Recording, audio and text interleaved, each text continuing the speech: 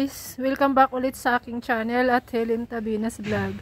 So nandito tayo sa garden ngayon kahit sobrang lamig kasi hinog na yung mga kalamansi. Ito yung katulad na kalamansi, katulad nung nasa atin.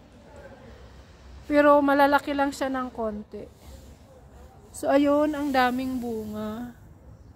Maliit lang na puno to pero ang daming bunga. Ayan lang yung puno niya, oh. Maliit lang siya, mababa lang. So, ito yung mga bunga niya. Kuha tayo. Pang sausawan. So, ito yung isa sa mga puno dito sa garden. Kuha pa tayo. So, kumuha ako ng 4.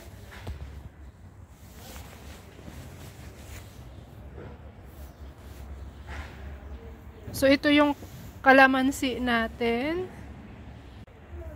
Egyptian lemon nila kung tawagin. So, lipat naman tayo sa ibang puno.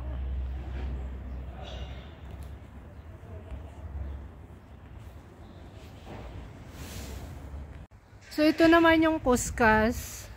Ito yung orange na may halong lemon. So, maasim siya. Masarap siyang gawing cake. Saka juice na rin. Marami ring bunga. Ayun, ang dami sa taas.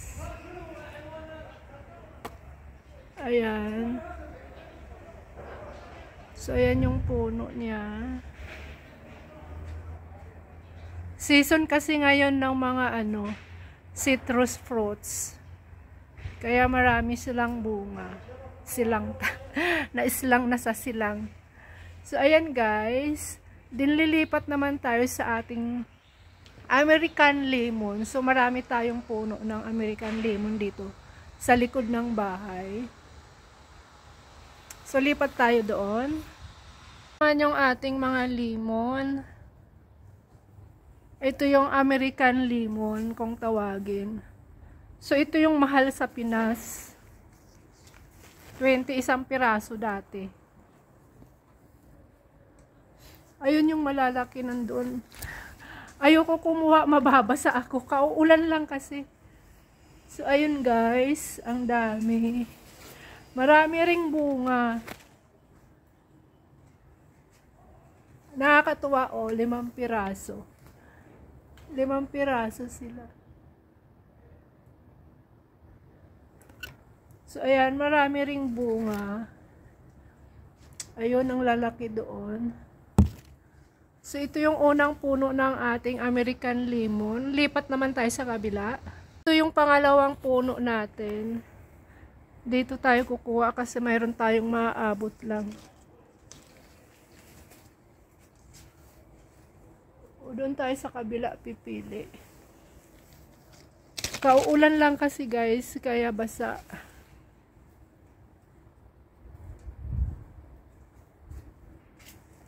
So, nakakatuwa dito kasi maraming bunga.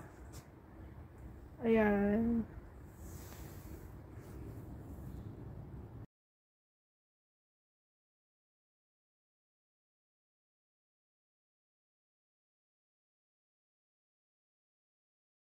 Kuha tayo ng ilang piraso.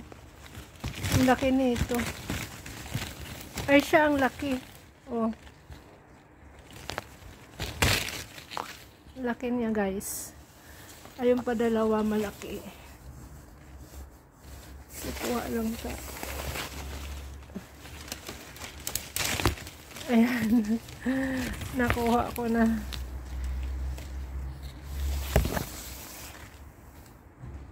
Dagdagan pa natin. Ang hirap manguha kasi katatapos lang ng ulan, mababasa tayo.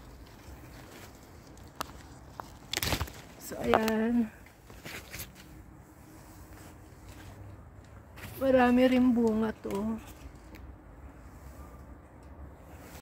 Tapos dito naman guys, sa harap ng bahay, mayroon tayong puno ng bay leaves, dahon ng paminta.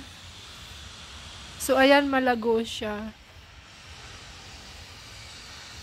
Hindi ko pa naha-harvest. Pwede nang i-harvest yan, tapos i-dry. Kaso, maulan naman, pero pwede namang patuyuin sa loob lang ng bahay.